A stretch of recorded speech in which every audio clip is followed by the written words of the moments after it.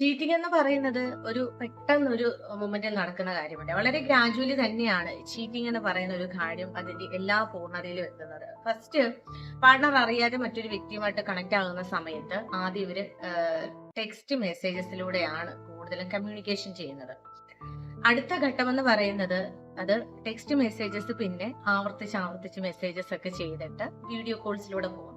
Video കോൾസിലൂടെ ഇവര് പിന്നെ sexual ചാറ്റിലൂടെ കടക്കും. സെക്ഷൽ ചാറ്റ് ആണ് പിന്നെ ഒരു ഫിസിക്കൽ റിലേഷൻഷിപ്പിലോട്ട് എത്തുന്നത്. ഈ ഒരു ഘട്ടം വരെ എന്ന് പറയുന്നത് പാർട്ണറിൽ നിന്ന് ഫിസിക്കലിയും ഇമോഷണലിയും ഇവർ ഡിസ്കണക്ട് ആകുകയാണ് ചെയ്യുന്നത്. പലപ്പോഴും പല സാഹചര്യങ്ങളിലും ഇവർക്ക് പാർട്ണറോട് ഈ മറ്റൊരു റിലേഷൻഷിപ്പ് മെയിൻറ്റെയിൻ ചെയ്യാൻ വേണ്ടി ഒരുപാട് കള്ളങ്ങൾ പറയേണ്ടി വരുന്നുണ്ട്.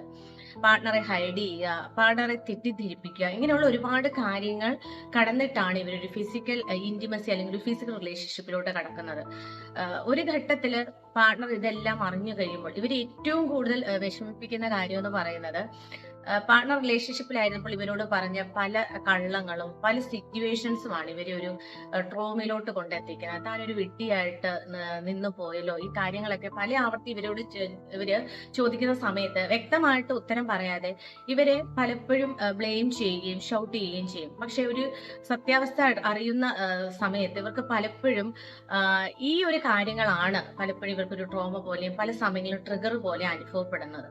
സോ ചീറ്റിംഗ് എന്ന് പറയുന്നത് ഒരു ദിവസത്തിൽ നടക്കുന്ന കാര്യമല്ല. പല ദിവസങ്ങളിലായിട്ട് ആലോചിച്ചുറപ്പിച്ചതിന് ശേഷം പല ഘട്ടം ഘട്ടമായിട്ടാണ് ആ ചീറ്റിംഗ് എന്ന് പറയുന്ന പാർട്ട്നേഴ്സിന്റെ ഇടയിൽ നടക്കുന്നത്.